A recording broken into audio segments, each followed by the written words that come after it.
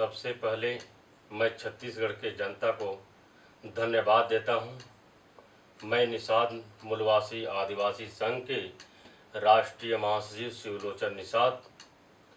कोई भी विधायक या सांसद अपने क्षेत्र में तनसाई करता है, उसी तरह जर्मनी का रहने वाला हिटलर था, बहुत तनसाय था, उसको कोई हरा नहीं पाता था, बार बार जीत के पार्लियामेंट में जाता था।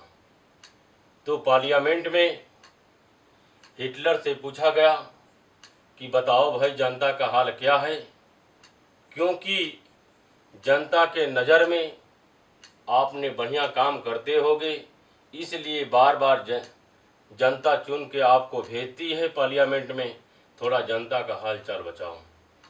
हिटलर ने कहता है कि भाई आज नहीं मैं बता सकता हूँ, कल बताऊँगा।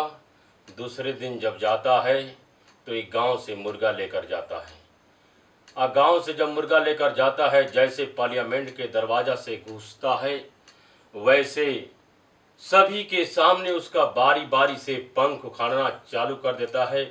मुर्गा बेचारा तड़फड़ाता है, चीखता है, सभी के सामने पूरा नंगा कर दिया हिटलर ने। नंगा करने के बाद जमीन पर सभी के सामने पटकता है जोर से, चाहे मरे चाहे जिए उससे कोई मतलब नहीं है। पटकने के बाद फिर पॉकेट से चारा निकालता है और मुर्गा के सामने फिर दाना डालते हुए आगे बढ़ जाता है। दाना को चुभते हुए मुर्गा ने हिटलर के पीछे लग जाता है।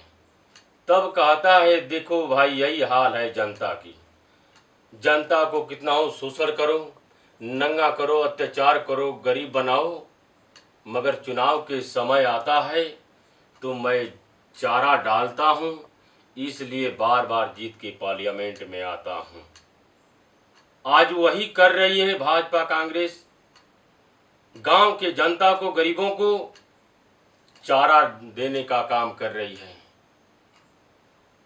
चारा डालती है। ये लोग चारा डालते हैं और बार बार जीत के विधायक बनते हैं। इसलिए कुरुद विधानसभा के क्षेत्र जनता से अपील है कि चारा नहीं हिस्सा चाहिए।